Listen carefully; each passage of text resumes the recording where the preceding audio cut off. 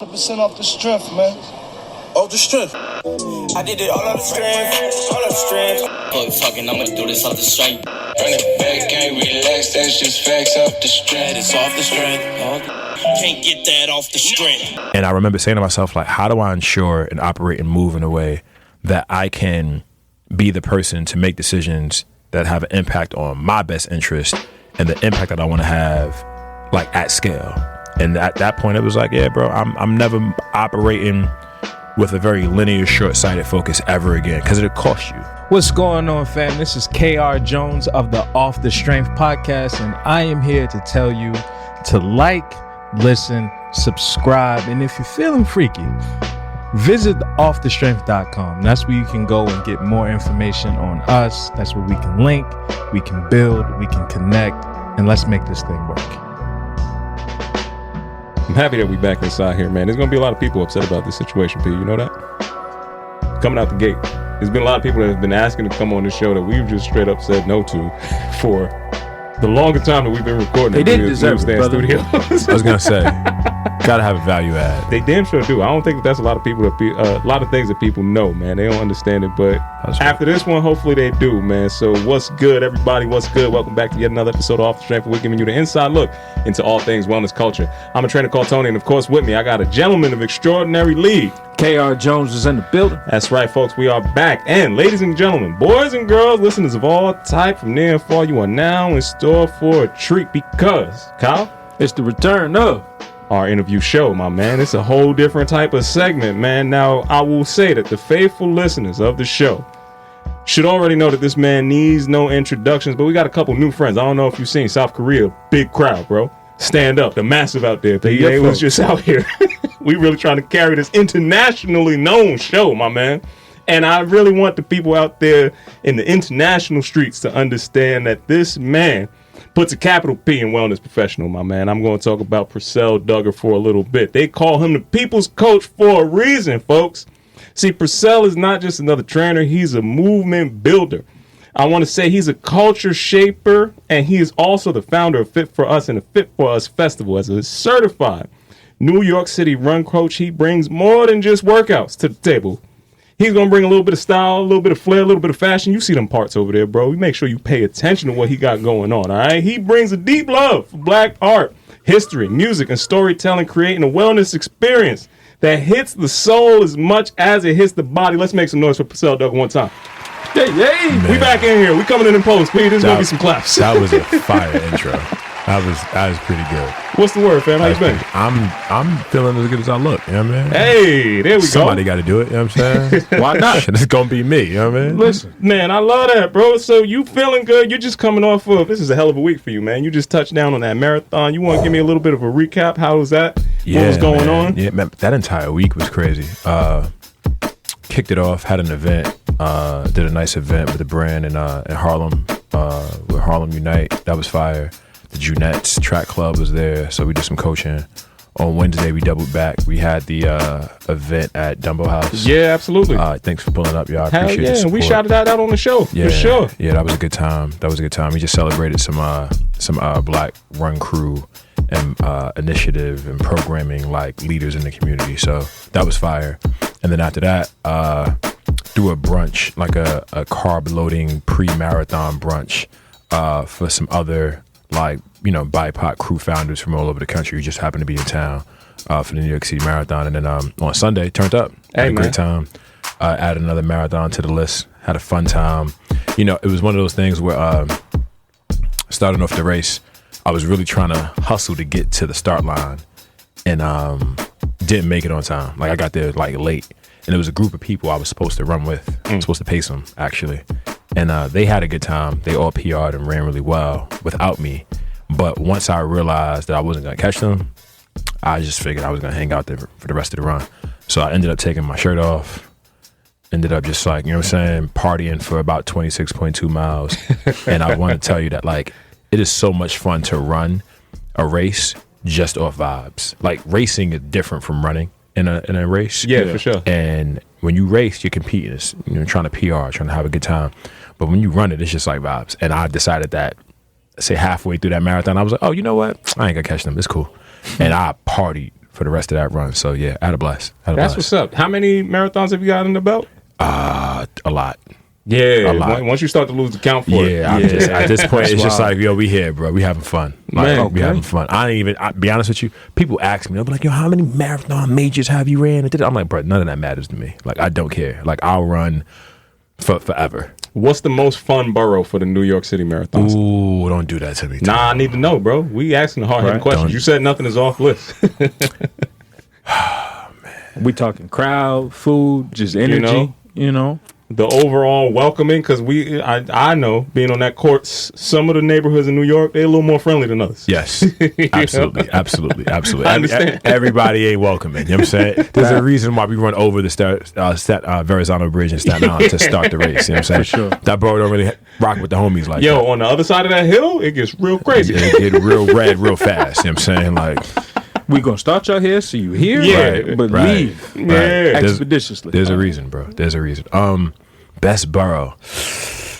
You know, I want to say I would still give it to Manhattan. Okay. I would only do that, even though I'm from Brooklyn, born and raised, and even though going up Lafayette when you're running through like Fort Greene, Oh, it's a vibe. it's a big vibe.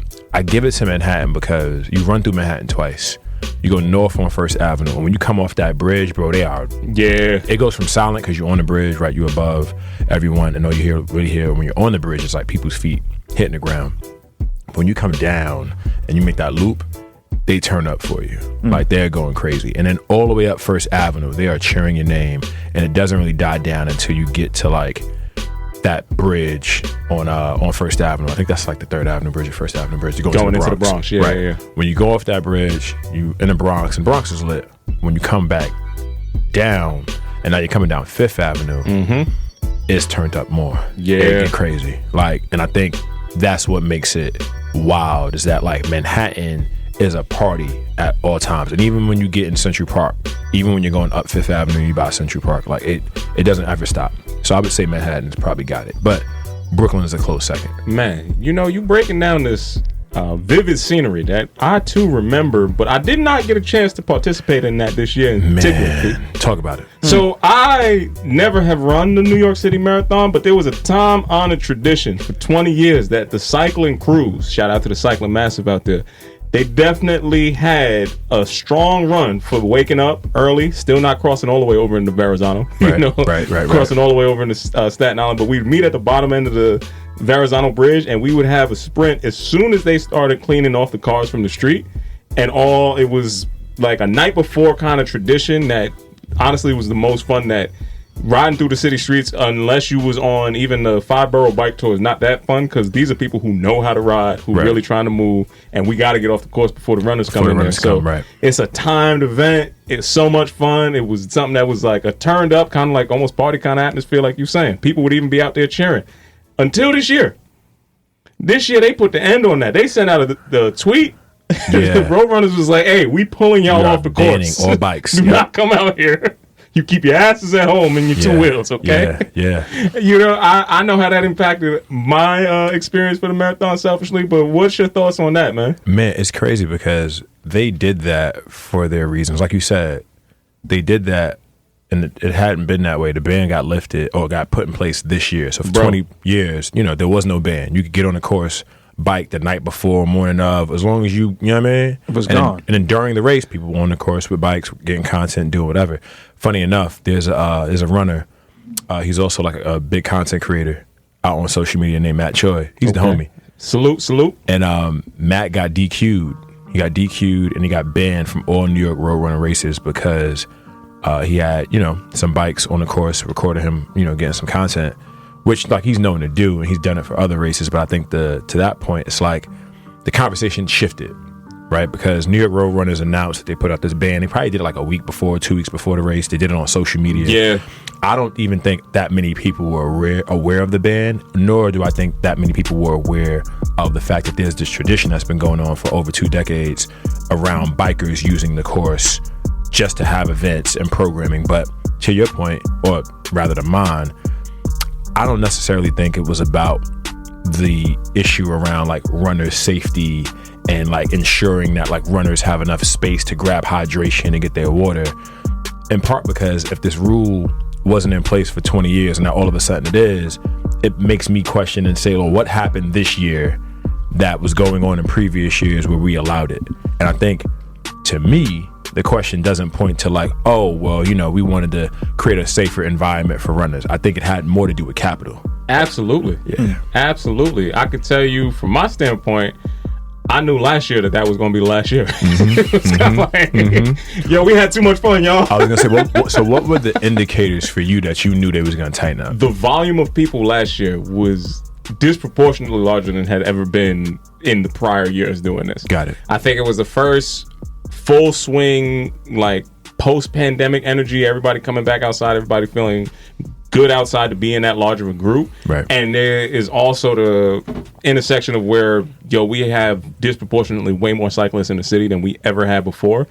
And I think they just started to find out about it. So this used to be like you had to be cycling crew, kind of like you had to know that. Right. Now there was just people who was just showing up, and they weren't a part of any crew specifically. Were there any like brand participations in the like official, unofficial like tradition? Unofficial for sure. Like there was people that caught on and caught wind that, yo, this is a lot. You talking about a couple thousand people pulling up. It's not as big as the marathon. Right. But if I'm a new up and coming brand and I wanted to do something that maybe still could capture some kind of, you know, attention to a dedicated demographic that cares about cycling, right, that was a good day to do it, because you're going to get everybody who cares passionately enough about it to pull up. And you would see people with different kits, different kind of, you know, energy supplements, things of that nature that was specifically for them. Right. And they would have little pop-ups or like events that happen further away from the park. After you clear the park, there's all these people with bikes that they're like, get out of this area. Right. Okay, let's push them back downtown, because that side of Manhattan is not really operable for the run, at least. It's like, okay, what else do you want to do? But I don't know, Kyle, you had anything that kind of made sense with that, or any kind of takes on that? I mean, I never did the marathon course, and my running days are very slim, if you will. But I definitely saw the band and felt the same way you did. Like, it's been 20 years of a tradition. Why now? Right. They're hating on us, man. And I think the lack of love for bikes is definitely felt. I also thought it was interesting because, like, I got friends that work in the industry at the highest levels of a lot of these like tech and or fit tech like brands. And, you know, iFit, they own Nordic Track. They have a program, like a run, that you can run the New York City Marathon using their treadmills with one of their coaches guiding you through it. How you think they filmed that? Exactly. You think they had two people, one on the phone and the other one running, mic'd up, and they just both ran together? No, they had bikes. And that's been a thing. They've done that more than once. So in my opinion, I don't ever believe, I just don't believe the narrative around like, you know, this is the disruption. Matt Choi got banned because he was disrupting the space and he was creating an unsafe environment for runners and blah, blah, blah, blah, blah. He was in wave 1 and 2, bro. He ran a sub 3 hour marathon. Most of the runners in that race, but never even on the course at the same time as him. So the reality is that like, is it a runner safety issue, or is it really just about like, you got to pay to play? Yeah, and I think that's ultimately what it really was about. And he just caught a stray. Like, now, was he wrong for what he did? Yes. Did he apologize? Cool. But the whole conversation about him being a bad person and he is bad for the sport and he's got to get out of here, like, it's an overreaction to me. And y'all really just missing out on a greater issue in that, like, New York road runners who's raised over $500 million for the New York City Marathon in the past, 20 years? They about their money. If you want to be on this course with bikes and phones and cameras and mics and all this other stuff, guess what? You gotta pay. You gotta pay. And now they go, well, you need a media credential. How you get one?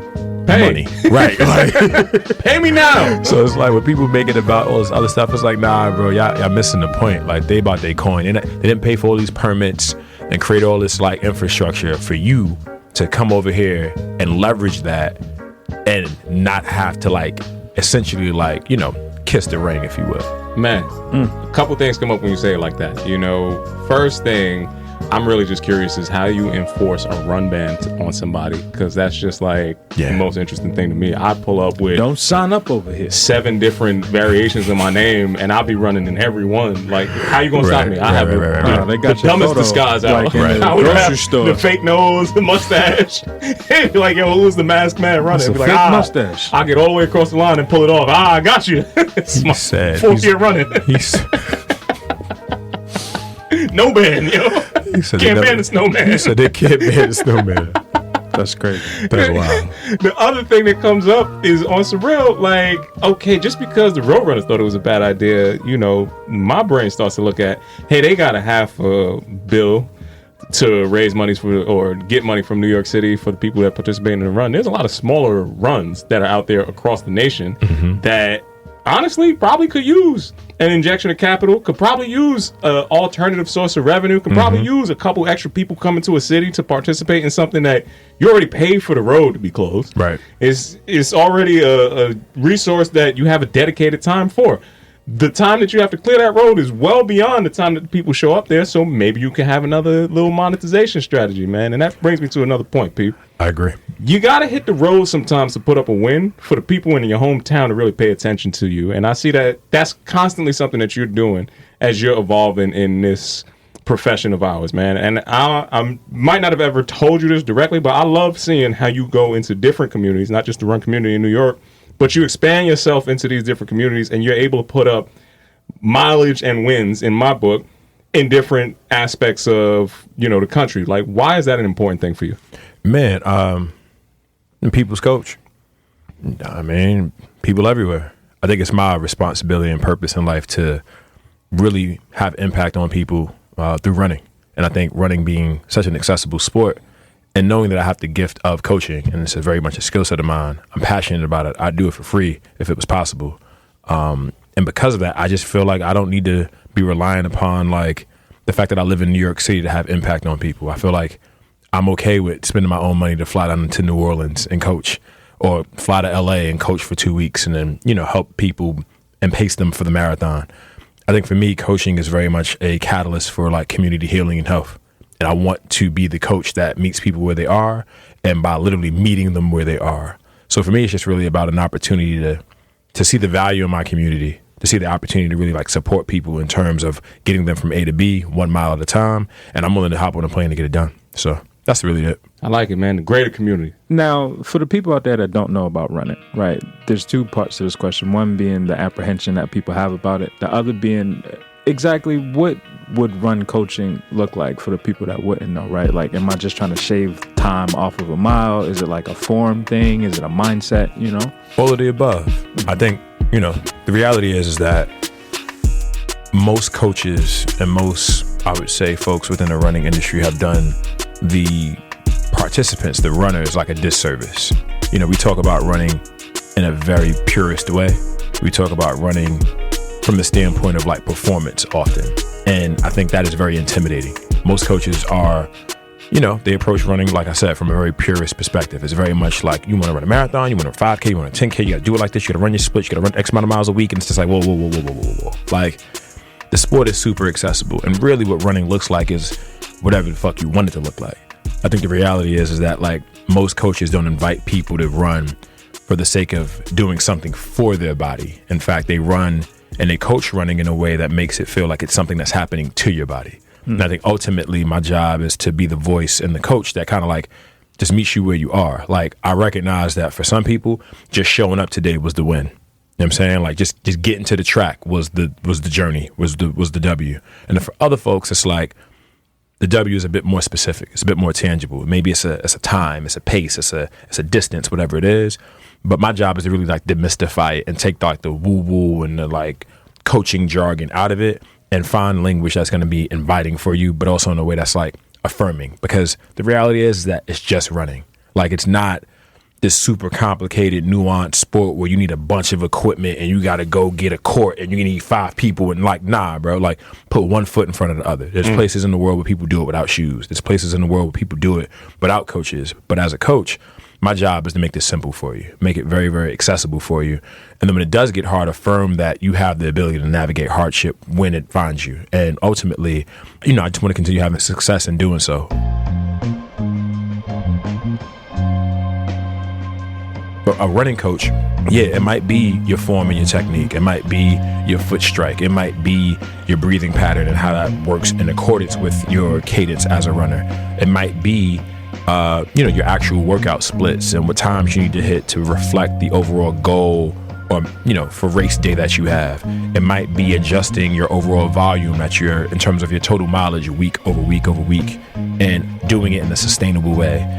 It might just be being a person to stand on the track with you and make sure you actually finish the workout. I think ultimately quality coaches recognize that no one athlete, no one runner is the same. It's really my job to identify how I need to show up for you in these moments to get you where you said you wanted to go. Man, that's super enlightening, bro. It's something that I could hear the years of experience like coming through your perspective in there. Like how long you been in the game? Shit, you know what I'm saying? You know what I'm saying? Who's counting? Long enough. Now I'm joking. Over 10 years. Okay. Yeah, that's long enough time to see certain trends come, certain things go, and I would even imagine that there's certain things that have shaped you and your outlook on that. Like, how's your perspective evolved in that 10-year time span? Yeah, I vividly remember there was a time and a place where coaches would say things like, stay confident on race day. Like, you got to be confident. You got to go in there and you got to know, you got to be prepared and you got to be ready. And it's like, bro, if you ever really ran, you know that when you wake up on race day and it's November and the weather on the marathon is like 78 degrees, confidence ain't helping you. You know what I'm saying? Like, as a runner, you just know that like the conditions do play a role in terms of my experience, how my body's going to feel. I've learned over the years that instead of coaching athletes to be confident, I want to coach them to be curious, right? Find out what you need to do and who you need to become to reach this goal of yours, right? How far are you willing to take it? What you willing to do on race day to ensure that you have success in the way that you deem to be successful? Like, is it, taking extra hydration? Is it, dropping the hammer a little bit earlier than necessary? Is it, getting extra sleep, maybe like, booking a hotel room at the like close to the starting time or the starting location of the race, right? Whatever you need to do, whoever you need to become, are you willing to do it? And I think being curious about what you're willing to do and how you want to approach your goals, it invites you and your body to ease into this process of like manifesting that actual goal instead of just saying like, you'll be confident, but then when your confidence get hit and you get punched in the mouth because of things that you really can't control, now you fucked. Like, what happens when I don't have confidence, right? Like, I think real coaches understand, quality coaches understand that confidence is merely a starting point, but it's not an absolute. Every runner that you ever meet, every athlete you ever have ain't going to be the most confident in every moment. And that might work for somebody, but what happens when the other person is just as confident or the variables that you got to navigate on race day are pretty like, much a major obstacle? Like, no, it's just not realistic. And I think ultimately, like, that's one of the things I've learned over the years is like, just be more curious, be willing to find out and, fuck around a little bit. Man, does that extend to your world outside of coaching? Damn straight. Talk to me a little bit about that. I mean, for me, right? Like, nobody's telling me to hop on these planes and go coach people in New Orleans. You know what I'm saying? Like, nobody's saying, hey, Percell, you know what I'm saying? Like, go to LA and like run a LA marathon with a bunch of damn near strangers and like be out there for months at a time, like on your own dime. Like, I think for me, when I say to people's coach, it's because I'm willing to meet people where they are to support them in their goals. And yeah, that's a risk. I might get to LA and people be like, man, I don't really fuck with dude. You know what I'm saying? I might get to New Orleans, they be like, yo, listen, it ain't really my vibe. I think ultimately I'm willing to do the work to find out just how impactful I can be and just how far that impact is going to go. And I'm not afraid to make a mistake along the way. I'm not afraid to look stupid along the way. I'm not afraid to pull up at the track in, Kansas City and 3 people show up. You know what I mean? Like, if that's the case, that's the case. But guess what? Like, them 3 people going to feel like I'm the world's greatest coach ever. And I think I care about that impact more than I care about, how it looks or the optics of it or what's going to take to get it done. You're somebody that's a methodical person that is also, you don't really come across that in this industry too much, man. people that can have that future self vision and plan out like, okay, this is year 1 versus year 2 versus year 10 of where I'm going. How far out are you really thinking about your moves like that? Shit, I ain't gonna hold you. I mean, listen, it was a good example. Self magazine cover came out, 2020 Fit for Us was on it, and all these people getting they baby oil you ready, they getting their, you know what I'm saying, like the LA Cool J on, you know what I'm saying, they was, you know what I'm saying, they was getting their hair done, you know what I mean, like folks was worried about the photographers and where we gonna shoot who in the story and da-da-da-da-da, and the whole time I'm like, all right, this come out in September, so what we doing in January to convert people for Q2 of the following year, right? What event and who are we partnering with during Juneteenth of this year? So like, I think I've always been forward thinking, but I knew in 2020 that the Olympics was coming in 2028. And I told myself that I'm not moving to LA necessarily this year or the next year, but I also knew that like there was some major things, shout out to Black Panther 2, that were coming. And I knew that for me, that was an opportunity to scale. But I also knew that anything that came along with that, I wanted to use to scale, because scaling is the number one problem that most Black entrepreneurs, and entrepreneurs for that matter, at any point, at any level have. So for me, scaling is about impact. How can I be more impactful at scale? It's not just about like being a dope trainer or a dope coach in New York City. It's not just about being a good Nike coach on the running app. It's like, nah, how can I be the best Nike coach that you ever came across in your life? How can I be the best running coach you ever met in the universe? And I think for me, it's always about recognizing like, what can I do today to give myself a shot at really owning and having this future that I envision for myself. So I would say, yeah, I be thinking 10 years out. I be thinking 5 years out. Like, I don't really care. I know what, going into 2024, I knew exactly what I wanted to do. I knew exactly what my plays were. And I knew exactly, I had a sense of like how it was going to get done. It was really just about like thinking quarter by quarter. You know, I look at the editorial calendar. I think about things that are like topical, things about like things that are themes, things that are going to be moments. And I say to myself, okay, like this is how like these major brands with tons of budget operate. Like, you know, shoe companies that sell running shoes, they look at marathons and go, everyone's going to be training for these races. We got 6 world majors, or 7 now with Sydney and starting next year. We got 7 world major marathons. 3 of them happen first few months of the year. The next 4 happen on the back end of the year. We put out sneakers around those seasons, and we really drive marketing around the biggest races. So what the fuck do I do? What big races in my community that I know that we have a high visibility and high participation in? And how do I show up in those communities around those moments to be impactful and build relationships and really support people in a meaningful way? And it's just, you know, it's common. Like, that strategy to me is not something that necessarily takes like, you know, genius to figure out, but it takes a level of like bravery and resources to get it done. And I would say that, like, again, I'm curious enough to fuck around and find out and get, you know, make it happen. Man, I got to push back. You was about to say that that's common sense. And I was like, my brother, common sense is not a common thing. Man, you're right. This ain't something that a lot of people will pick up on. And even after you said it at the beginning of the show, hey, you should have seasons that make sense for you to be introducing stuff. A lot of people are going to hear that and not understand truly what that means. And I just want to tease it out just a little bit more. Is that something that you templated from somebody, or did you have anybody that you looked at and was like, oh, I like how they move, therefore I want to go in this direction? Nah. You just pulled it together from observing? I would say that like that Self magazine moment was an eye-opener for me, because I had my boy at Condé Nast who had sold his agency to them, and he was telling me like, yo, P, y'all not gonna make no money off this, bro, but they gonna make some millions off y'all. He was like, it's called ad buys, it's called media buys, and this is how it works. And understand that September, for certain magazines, is their Super Bowl. And I was like, what you mean? And he broke it down for me. Then he was like, yo, think about it like this. Like, this is why certain people get opportunities. This is why certain people show up in these moments. And I was like, oh. It was like the Matrix. I took the red pill, and it was like, oh, shit. This is how the game is played. And I'd never forget, I took that one opportunity, that one moment, and I literally objectively removed like my ego and my feelings from it, because I do remember feeling like, damn, I'm getting taken advantage of. And I remember saying to myself, like, how do I ensure and operate and move in a way that I can be the person to make decisions that have an impact on my best interest and the impact that I want to have, like, at scale.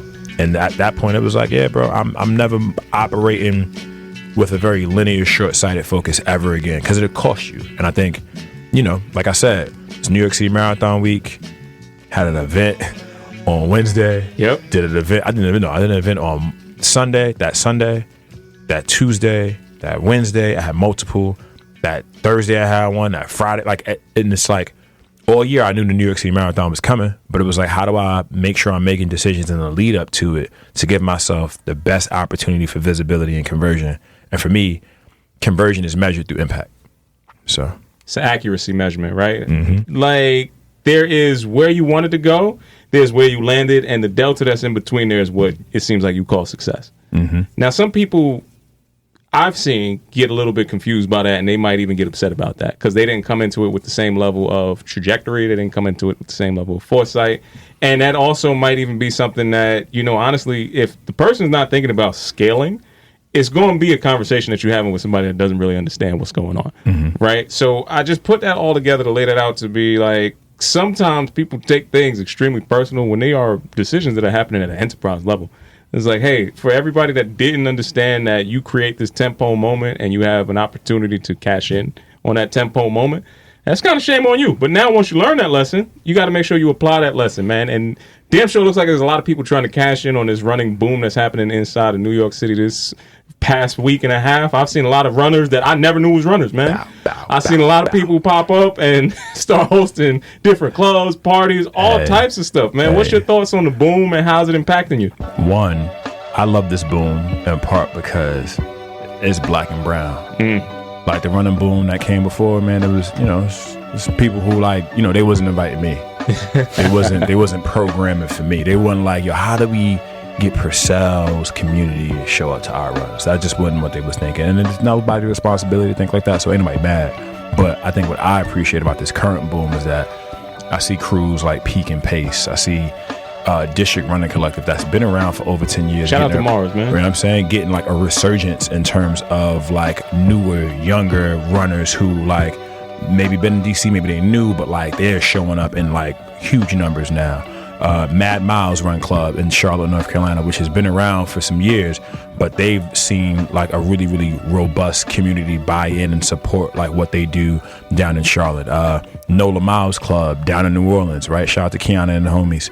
They are doing an amazing job, and they're not even like a year old. You know what I'm saying? Like, yeah, Run It Up Dallas is another one. Like Urban Raleigh Run Club. Like I could go on for days, but there are so many crews from Detroit to the Bay, to LA, to Bed-Stuy, to Bay Ridge, to wherever that are black and brown folks showing up and really just thriving in the space. So like for me, it's amazing to see because heart disease is the #1 killer in our community. When I say community, I mean amongst all Americans, right? Yeah. It disproportionately impacts black and brown folks. So if you ask me, I recognize as a coach, right? Like the data says that like movement is the best and most sustainable and effective way to combat heart disease and or prevent it.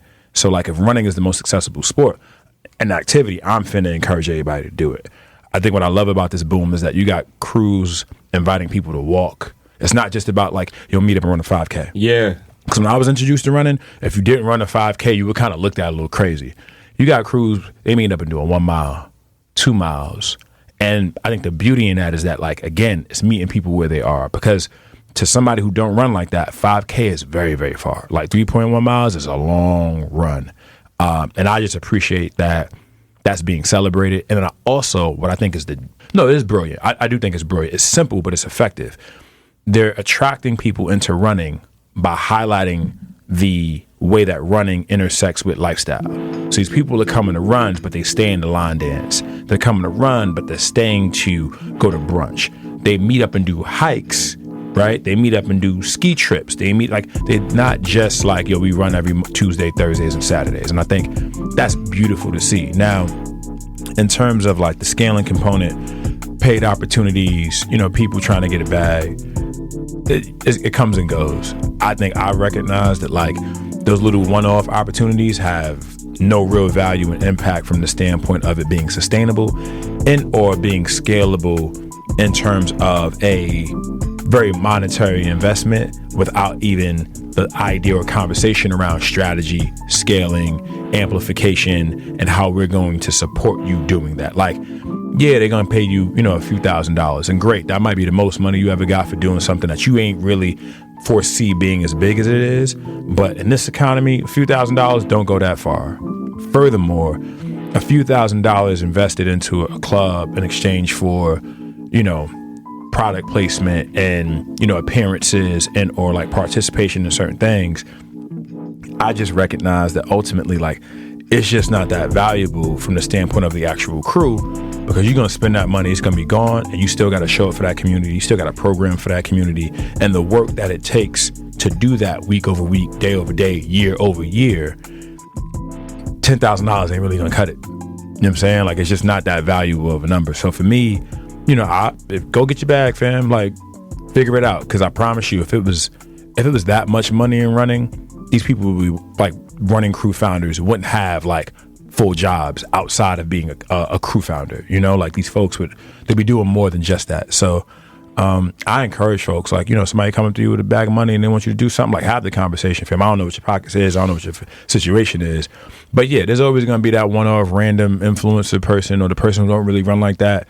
to, you know, get an opportunity and like go for the shit. You know what I'm saying? Like, you know, have fun. I don't know. Like, I ain't, you know what I mean? Like, I ain't here to yuck your yum. You know what I'm saying? Like, that's what you want to do. One thing I'm not going to do, bro, I'm not pocket watching, and I'm not hating nobody else getting no money. Like, if somebody comes to me and asks me for advice about how to drive the price up, how to negotiate, and or how to, you know, get another one, and or like what to do with it, like, those are the conversations I actually really care about and I think are impactful. But I think ultimately, man, like, there's always going to be someone looking to make, you know, a name for themselves in the industry, in the space. And that's just, you know, that's just what the market allows.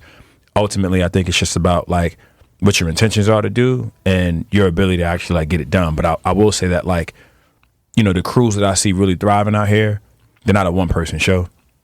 They're focused on scaling. And more importantly, they're focused on programming for their actual community, because they recognize that in terms of long-term sustainability and even like growth and scaling of that crew, that their ability to program for that actual community and show up for them is more valuable than this annual little stipend or check or little reward that they get from, you know, whatever apparel brand or CPG brand out there.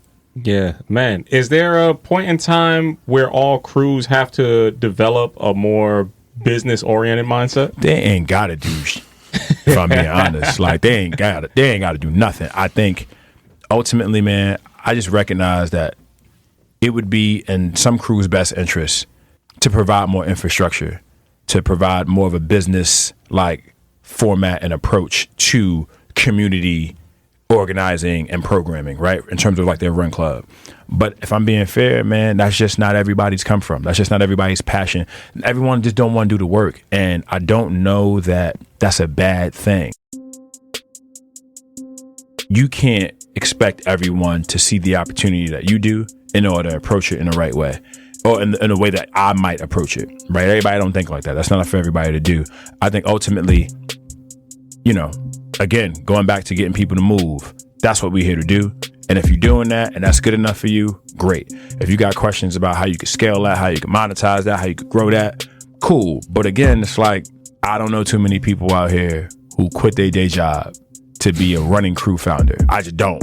I don't know too many people out here who don't actually have a job, right? Like, but they like their full-time runner. The people I do know who do it, shout to me, they have a bit more insight and a bit more leverage than just like, I have a crew, or like, you know, I'm on social media. Like, they understand it in a very like nuanced way. And I think ultimately, you know, the proof is in the pudding. But I don't think everybody should do it, because I just don't know if everyone like has you have to be a self-motivated, self-sufficient, and simultaneously objective person to be self-aware and simultaneously willing to like go get the help and support that you need in the ways that you need it, but then like know like the right way to like scale something. And I just don't think that's for everybody to figure out. No, but I do tell you that a lot of people do want the benefits of that without having figured it out. Don't everybody? That's the American dream. Work smarter, not harder. I want to do less and make more. Yeah, I mean, I want to do less and make more. But here's the difference between me and them. I like the work. Like, I really do enjoy the gritty, nasty, get my hands dirty. I recognize that there's some things that I'm not doing, but I also recognize that like I need to have the capital in order to pay people to do it for me, because these things are still important, right?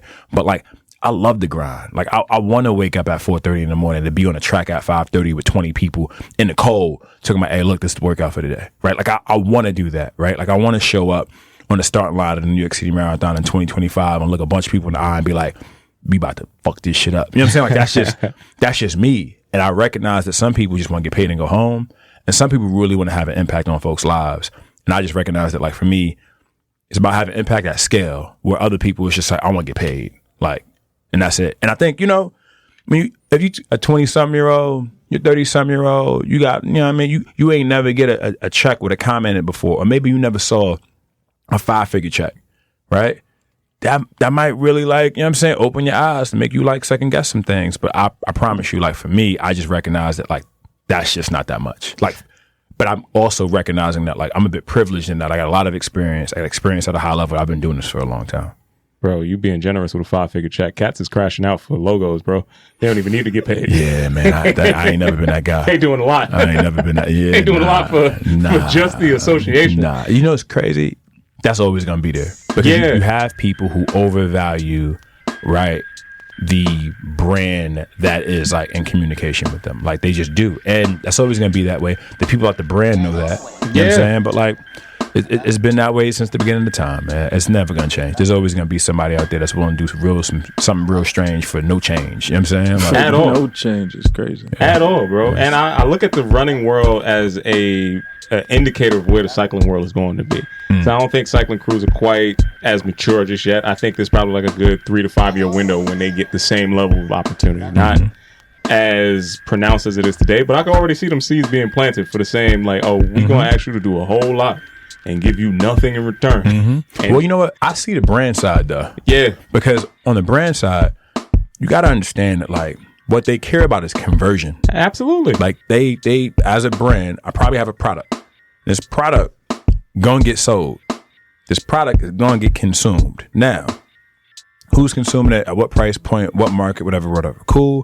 But, like, ultimately, these communities are vehicles for conversion, short term or long term. And they like, if I didn't come to you, you still finna buy this in some cases, right? Like, that's just, it is what it is, right? Yeah. So they understand that there's a level of leverage and awareness there, but ultimately it's like, what's the driver here? Because what a lot of crew founders don't recognize is that, like, brands and I don't even want to limit it to running. If we're talking about, like, a product and or a service that you provide, but I want to specifically stick with products. If you have a product in this marketplace, you value impressions.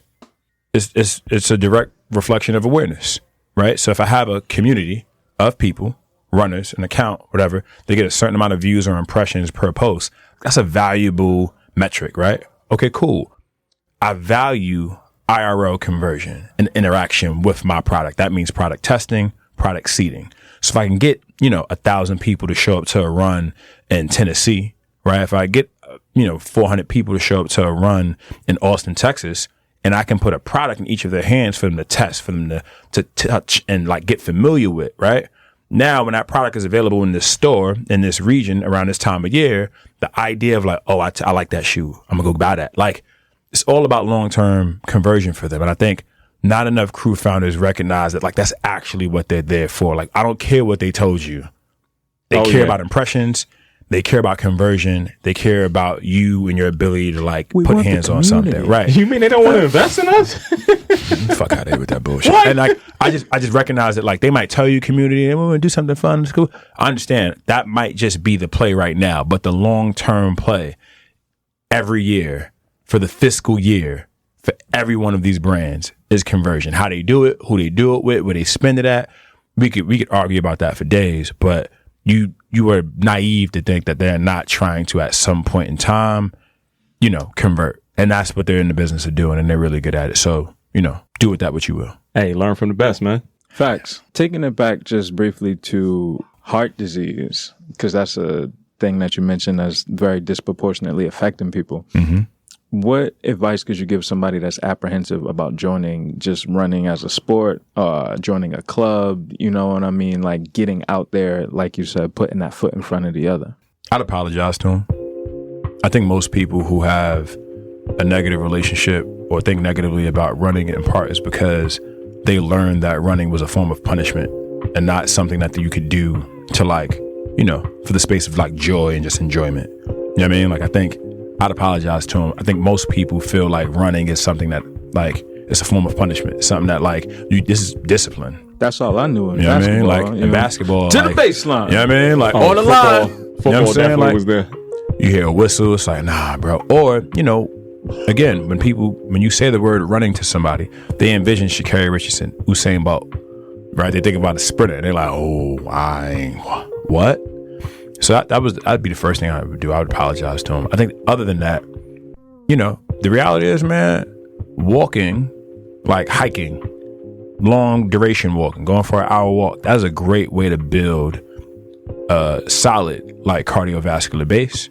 Simultaneously, it's a great way to introduce your body to the movement practice of running, right? Like it's a bit more primitive, right? It's a bit of a regression, but it's a great way to get you into doing it. And I think ultimately too many people who are not coaches and qualified individuals start everybody at the same point. And it's like, as a good coach, you know that like your starting point might look different person to person. So ultimately, I think advice wise, yeah, I would apologize to folks on behalf of just like the community and the culture of running, because I recognize that like the way that a number of coaches have introduced it to people has been toxic. I think secondly, I would encourage folks, depending on who they are, start with walking and jogging. Like it don't have to be, you know, a 5K, and it don't have to be an outdoor community run. Like it could really be, you know, me and my family member, we finna go walk for 30 minutes, B. Like we finna go walk to go get groceries. You know what I'm saying? We might like, you know what I mean, bring him back to the crib and walk, but like I'm finna walk my dog for 40 minutes today. Just be outside. You know what I'm saying? Like I think that is what I've seen be a catalyst for people's like long-term relationship with running, is recognizing that like they don't need to be quote unquote a runner to be a runner, if that makes sense. Yeah, no, it totally does, man. You know, you started to issue some apologies, P, and I'm going to need one for the brother Noah Lyles. I need you to give me some breakdown on where this brother's at, just in his life in general. You know, since you're giving apologies to people, you know, we see some of these lost people out here, man. I just want to get some, you know, just correction and some guidance. There's some people that I know that you don't necessarily want to apologize to as well. So I'll give you this platform. You know, this is the Off the Strength platform. If there's anything you got to clear off your chest, you know, let Noah live where he got to live. You know, say anything that you don't feel like there's apology worthy in the running community that you just need to, you know, address maybe. I feel like our industry is full of people who leverage the idea of community health for their like personal gain. Go into that. What's that mean? Like, you know, it means that he be out here talking about the community and we trying to like, you know what I'm saying, uplift everyone and we all love. It's like, bro, like We got to ask what community sometimes. I mean, you do fitness for white people. You know what I'm saying? Like that's He's helping a community. you know what I He mean? didn't say Not his own. You know what I'm saying? And then like, but like again, I ain't mad at you, bro. Live your life. But like then they turn around and they're like flip it, like, oh, you know what I'm saying? I want this Ivy League school like didn't have a health and sciences program. You know what I'm saying? It's like, bro, that's not valuable here. Or I write for this magazine that Condé Nast. It's like they don't even sell magazines, and their subscribers and readers ain't even our audience, bro. Like, who you talking to? And I think the reality is, I've seen a lot of trainers and coaches leverage their sport or their niche, whether it be wellness or running, to appease and speak to white people.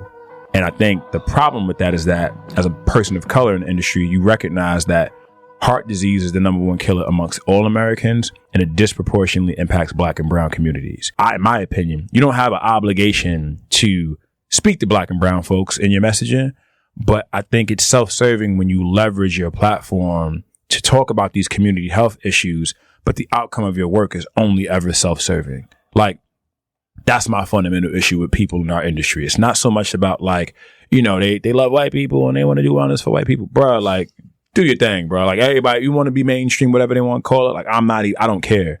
But I think the problem I have is that like when you show up in these spaces, when you are, you know, in the community, it's like we don't never see you in Harlem. You know what I'm saying? Like, we never see you like just activating in good faith with Black folks without this like proximity to elitism. You know what I mean? It's like, it's always got to be like, you know, like, look at us, we're in this bespoke environment over in the Lower East Side. You know what I'm saying? Like, me and Naomi are going to go drink some mint tea leaf Erewhon infused water. You know, water. You know what I'm saying? Like, it's just like, what are we doing here? Like, what are we doing? So I think my problem is not so much with these individuals, even though I do know some of these inside shit by name. Yeah. And I do know they'd be out here from like Emily to like get, you know, the opportunity to like leverage their career. You know what I'm saying? Like, they be really doing it. But, you know, I just feel like, you know what I'm saying? Like, you got to have more skin in the game, and you got to be thinking more long term. How you gonna ask a soldier like Mazon a question like that? Either he gonna say or he gonna go and work it out.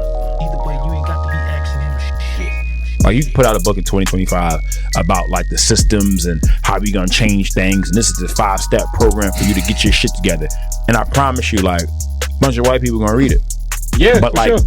I guess my issue is that like, why every time we get in a room, the first thing we think to do is to be talking to them? Because I promise you, when they show up in these spaces, when they activate, when they program, they're not thinking about your black ass. They just not, bro. They don't care. So why do we care so much about the work that they do? And why do we care so much about their interest in our work? I never forget. I don't understand it. Like, GQ magazine sells magazine subscriptions to white people, and they sell it to white people in LA. Men's Health sells magazines to middle America white people. Right? That ain't healthy. You know what I'm saying? Like I don't understand. Like, when I get that, like, you know, Harper's Bazaar cover and like, you know, Marie Claire and like, you know what I mean, Vogue. But like, bro, what's the demographic of these subscribers and these readers? Oh, you know what it is. Right. So it's like when people in our industry, trainers and coaches, get, this person was in this magazine. It's like, bro, who cares? I try to straw man it just for the sake of the conversation. Now, I think the bigger problem is, one, when did we ever select some of these people to be in the community? We never selected them. That's first. We never did that. Hands down. So this is the problem when you this is the problem when y'all be out here fun, but I wasn't even going to get media and press. That's what happens. When you are the only that is allowed in the room at that particular point in time, you become representative of things that the other people just assume that are true about your life. And they could be the furthest thing that actually you've ever had any kind of experience with. So I can't let everybody be able to tote and like carry the, I'm doing this for the community kind of badge, in my opinion, because I don't know what community you're talking about. Nah, I do. I do. I know who you're talking to, bro. They don't, you know what I'm saying? But I do. I get mad when like people email me like, yo, P, you know what I'm saying? I'm having this event, you know what I'm saying? It's at the South Street Seaport. It's on Juneteenth, you know what I'm saying? I want you to pull up, bring the whole Fit For Us community, you know what I mean, bro? It's going to be a great experience for everybody. And the email, they like, yeah, bro, because, you know, I want to invite you because I don't want a bunch of white people on the rooftop doing Pilates on Juneteenth. That looks crazy, bro. Right. Well, guess what happened? Look at me, America. Guess what happened? Exactly. So, like, you know what I mean? It's like they know what they're doing. People like this try to leverage their proximity to blackness, their identity, because these people are black and brown, right? They leverage their identity to try to be the homie with the homies, like me, and then leverage our proximity to the community that they actually that they value, but they're not a part of, right? It's almost like when Drake goes to do songs with anybody. You know what I mean? So like, Central C in there. You know what I'm saying? And I'm a Drake fan. And I'm not necessarily saying he does this, but I'm just trying to draw like a parallel example to give people like some insight. It's like, it's just nasty. It's nasty. And I think, you know, I'm tired of it. It's frustrating to navigate. But at the same time, you know, I also don't be out here, you know, doing we touch niggas media. So, like, you know what I'm saying? Like, you know, it is what it is. Seems very specific. You know what I'm saying? Like, I don't know, bro. Where's like, Dr. Umar when you need him? I was never the coach to be sleeping on couches. You know what I'm saying? And like, then all of a sudden start realizing that I need to like stroke my way to have a bed. Like, that just was never my narrative. See, right? The come up is the come up though. Listen, get it how you live, dog. Get it how you, I ain't judging. Different strokes for different folks, quite literally. How do you combat that in all seriousness in the areas that is vitally important and is something that is, you know, as personal as the defense of health and wellness communities that you actually do come from? What's a good way to be able to combat that kind of narrative? I avoid these people. It'd be the reason why I be the one that like get to invite the thing and I don't go. Because I know if I do go, I'm going to say this to your face and then you're going to have a problem. And like, I'm 6'5", 220 pounds. And like, I really got hands. Like I really, you know what I'm saying? Like I just, I'm not afraid of violence. It's a comfortable space for me. So like, I just, I think for the most part, I make a point to not take these things like too seriously. Cause we're gonna edit this out. Like I was, crashing out, having fun because it's great to hear. But in reality, like I really just focus on my work. I see these things happening, and then I look forward to being in the same room with these people because I know I'm gonna embarrass you and I'm gonna stand up. That's really how I address it. Like I know that me and you gonna be in this room at the same time, and I'm gonna make it uncomfortable, and there's nothing you can do about it. Man, you can't have the weak and the obsolete standing next to the authentic, man. They not like us. We are not the same. I like how you tied that all together, bro. Bitch ass nigga. Bitch ass nigga. Sometimes you gotta stand on business, man. Sometimes you gotta really pull up. I gotta do the right one. You know what I'm saying? There's a lot of lost brothers out there that be settling for it. You know what? That's a whole different show. That's a show on its own. Lost brothers. Lost in the sauce. Trying to help some of these lost people get found, man. And sometimes on these journeys in life, people get twisted up, man. They don't know where they're going to go. I got to commend you because something that I noticed earlier inside the year was that you were thinking about one of my civil rights heroes in the Dick Gregory kind of catalog is somebody that doesn't get celebrated enough, doesn't get championed enough. When I saw that, I had to hit you up immediately and was like, hey, man, I don't know where this is going to go, but salute to you for doing this. Yeah. Now, you talked a little bit about what you did earlier in the week when you were having the conversations with the different run clubs, but you also announced that you were going to be doing a run. Now, can you go into that for a little detail for me? Yeah. I mean, 2024, I was planting seeds. I was coaching across the country in a bunch of different cities with all of the homies. And 2025, I'm taking that show on the road. I'm running from LA to New York City. Starting in August, I get back the week of the New York City Marathon. It'll be about 35 miles a day. I'm running through predominantly black and brown cities. So I'm running through, I started in LA, Phoenix, Dallas, New Orleans, Atlanta, Charlotte, DC, New York. And I'm excited. I can't wait to do it in each of those cities.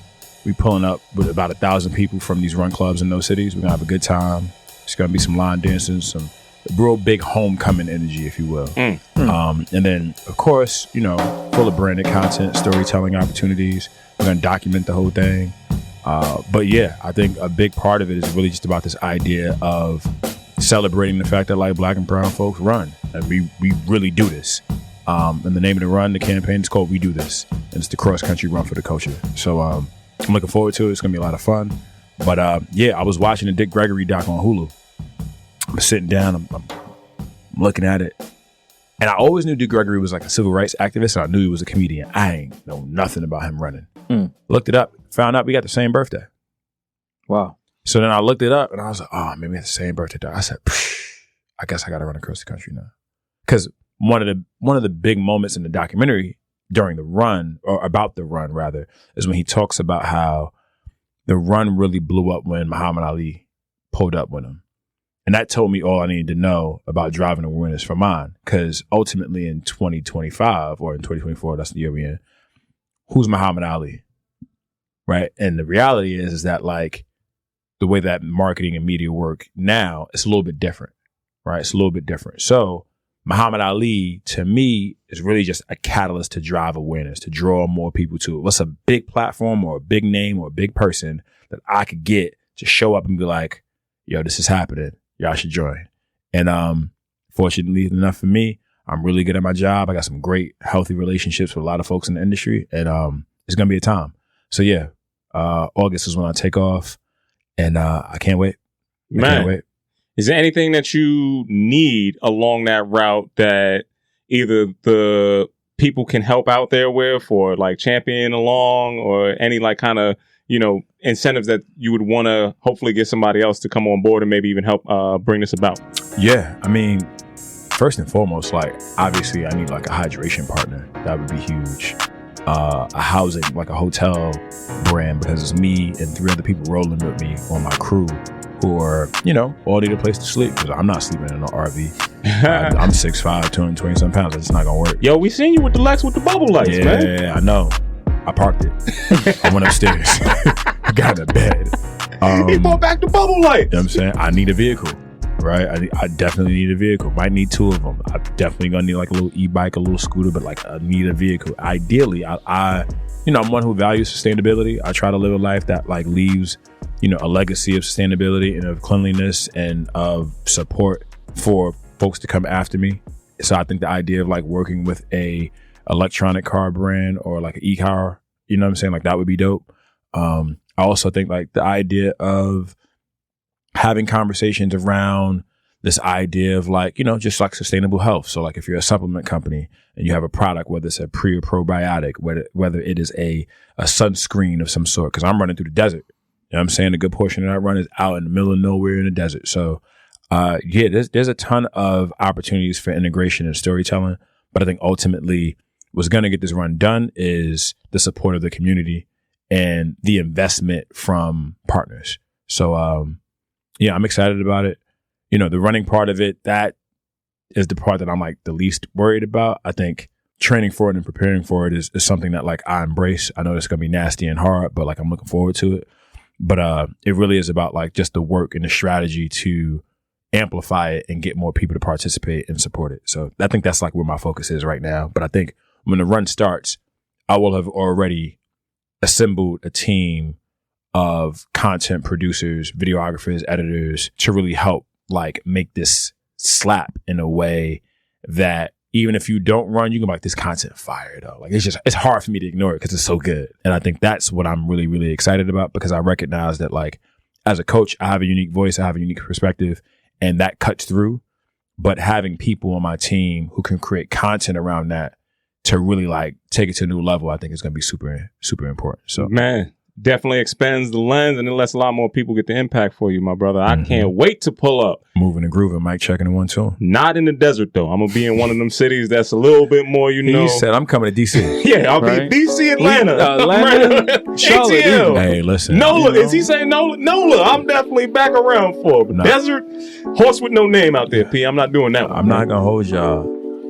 From LA to Phoenix, I'm not worried. My real like about the run is from Phoenix to Dallas, and then from Dallas to New Orleans. That's where I'm like, and then from New Orleans, like that from after Phoenix till about Atlanta is where I'm like, shit gonna get nasty. Yeah, it's gonna be hot as hell out there too, bro. And like The world. it's terrain.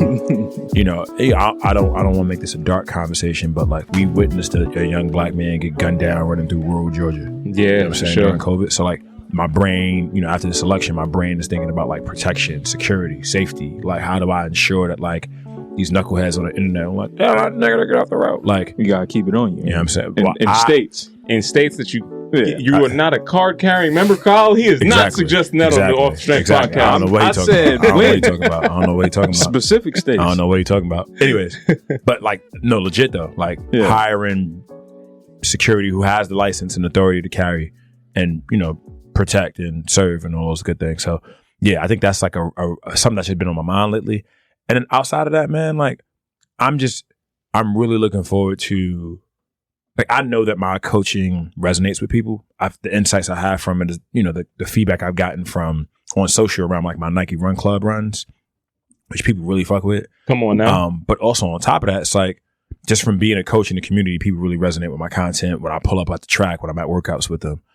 But I'm really inspired by the stories that we're going to like highlight from the folks in the community in these different cities and the reasons why they run, the reason why they started running, the reason why they continue to run. I think I'm really looking forward to those stories because I feel like in some ways I'm inspiring people to run, but I think there's going to be people who inspire me to finish because I ain't going to hold you. I'm going to have a moment where I'm like, yo, I could really go home, bro. Like, I live especially a good in life. Dallas. You looking around, be like, hey, or I could stay in Atlanta and get my lemon pepper on. You know what I'm saying? Like, come on.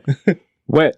Lemon pepper wet. Hey, man, listen. Hey, listen, man. Bro, that is, again, it's not just inspirational. It's something that, again, I think is going to be impactful for a number of reasons. The inspiration that you're going to have when you're moving through all those different neighborhoods, the impacts that you will have might not ever be known to you in your lifetime, but it will be something that's important, kind of generational type of work, right? Mm-hmm. When you think about generational work and when you think about goals that you're setting for yourself, the idea of legacy comes up for me. Right. What today is the legacy that you want to leave on, let's say, Black health in particular, but just even for anybody who's been following your story? Like, what do you want people to think of when they associate you to, you know, the impact that you make?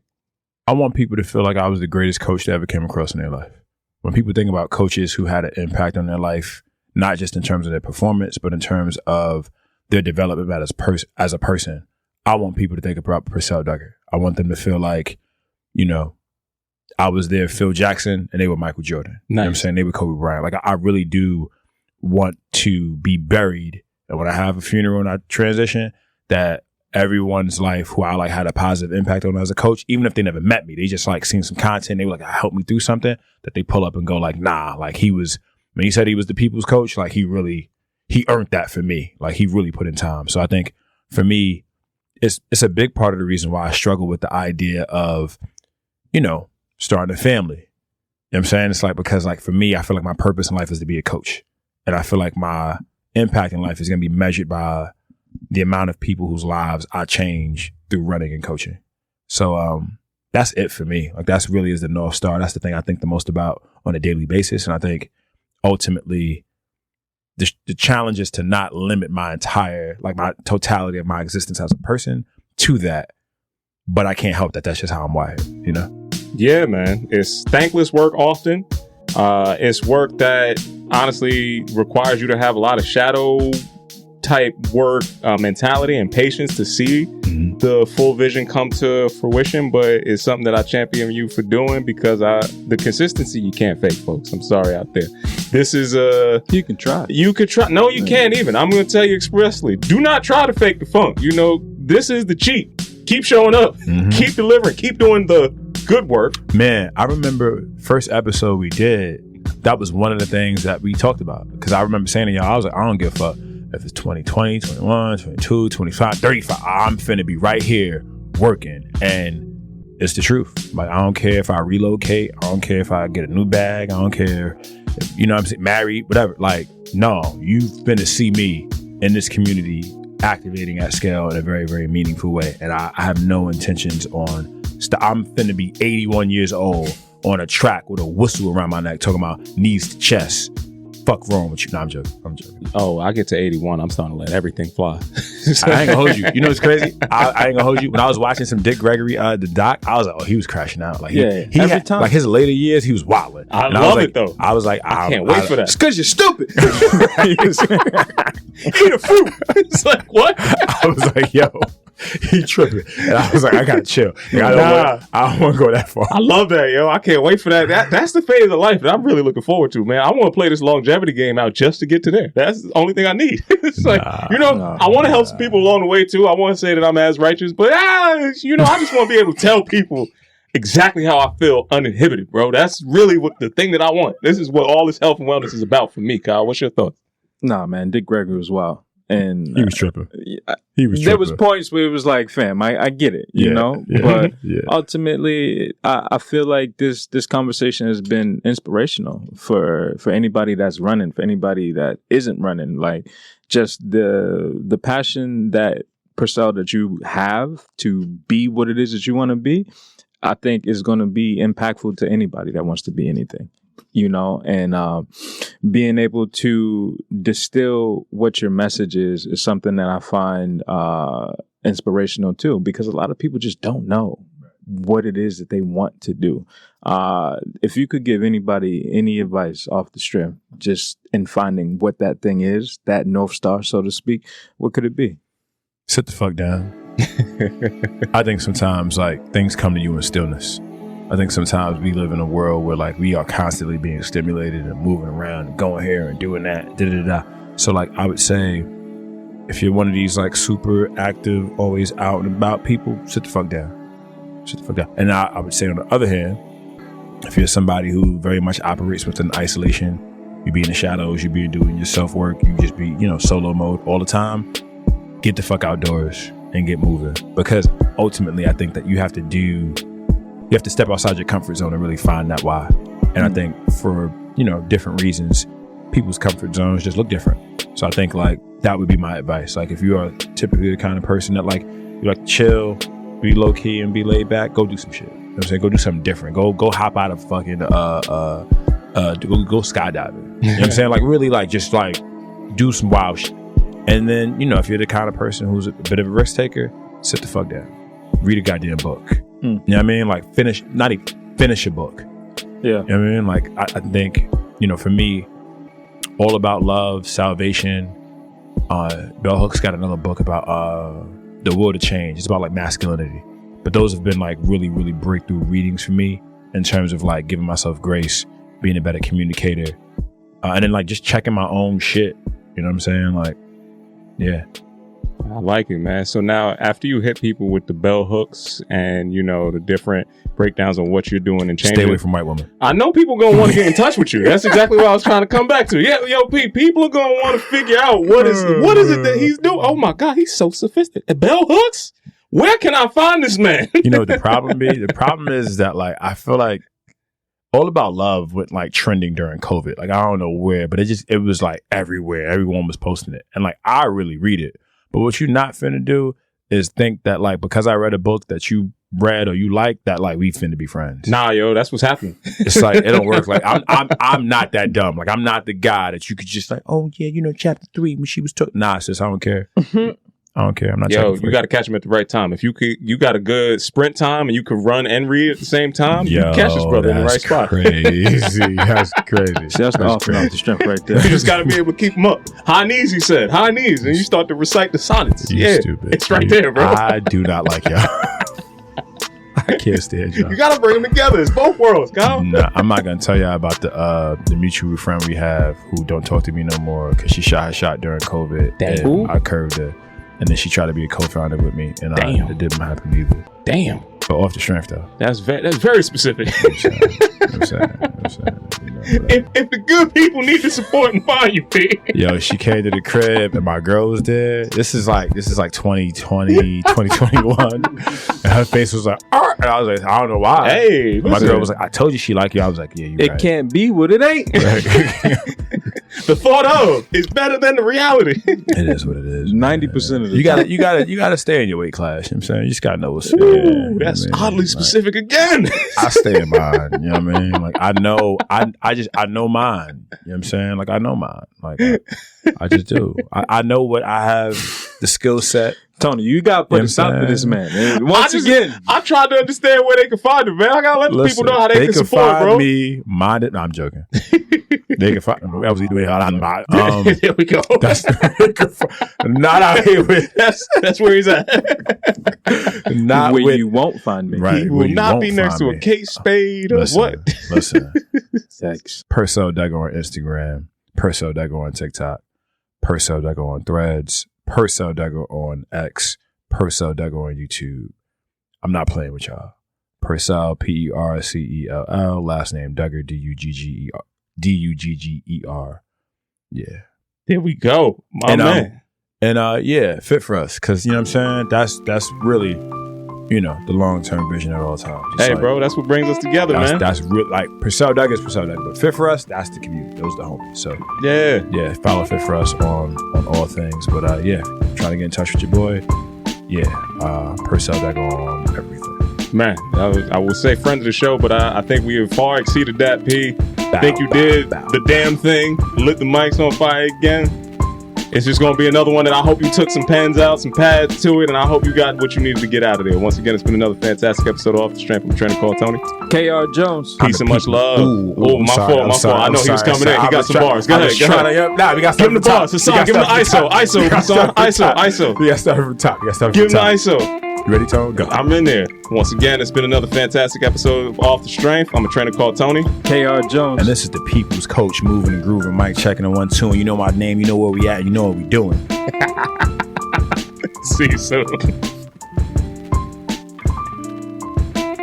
What's good, everybody? I'm a trainer called Tony, and I am here from the infamous Off the Strength podcast, asking you today, listeners, viewers, wherever you may be, to please like, listen, and subscribe to our podcast. This is how we're going to continue to be able to deliver you the best goddamn wellness information out here. So if you want to keep hearing this and you want us to keep growing, you are a part of this show just as much as anything else. So please go to offthestrength.com. Make sure you check out our blogs. Make sure you check us out on IG. And if you're hearing this voice and you didn't hit that subscribe button, know that Kyle is going to come looking for you. You got that right. Jeremy Lamb was on the Kings, got put on the Kings G League team. The Kings G League team is their general manager, is the owner of the Sacramento Kings' daughter. He recently retired from basketball, and guess who he's engaged to marry? Of course. You see what I'm saying? Yeah, Playing the game at a high level. That's how you do it. Like, if we gonna do it, then like, man. And all I'm saying is, y'all be out here for me. I feel like GQ article write-ups, and that's just not. If it's not Anna Wintour, dog, then like it's not worth it. It's not worth it. That's nasty. You trying to keep the phrase on. It's the truth. Like But it's the truth. It's the truth. It's the truth, Marcus. bruh. If it's not Anna Wintour, dog, what we doing? Like, what we doing? She got to keep your glasses on, man. You know what I'm saying? Like, make it work out. How did we get here? It's just not worth it, dog. We gotta understand what we're navigating, Kyle. No, I get it, man. Just saying.